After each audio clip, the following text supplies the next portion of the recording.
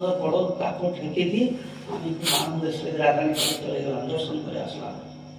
এসে আমি তো ভাবছি ওকে জাদু দেখাবো, অনেক দুধে তো আপনি কিনতে পারবো না এত টাকা দিয়ে, তোমরা আজকে ওকে জাদু দেখাবো।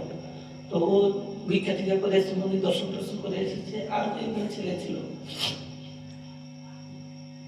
কেন বলছো তুমি আপেল দেখেছো না? তুমি আপেল দেখেছো? আমি দেখিনি আপেল না, ওকে দেখাবো চলো। আমি তোকে আপেল দেখাবো চল। ও যখন দরজার সামনে এসেছে, মনে তো কষ্ট আছে, আমি চল তোকে আপেল দেখাবো। এই হাতে না কাপড়টা ম্যাজিকের রুম টেনে দিয়েছি, কাছাকাছি আপেল প্রায় 60 কিলো কম করলাম। ওই দেখে না ও অবাক হয়ে গেছে, তখন আমার পায়ে ষষ্ঠাঙ্গে পড়ে গেছে। তো বাবা আমাকে ক্ষমা কর, আমি বুঝতে পারিনি। তাহলে এই আপেল কে পাঠালো বলো এখন তোমার ভেবে নাও, কে পাঠালো?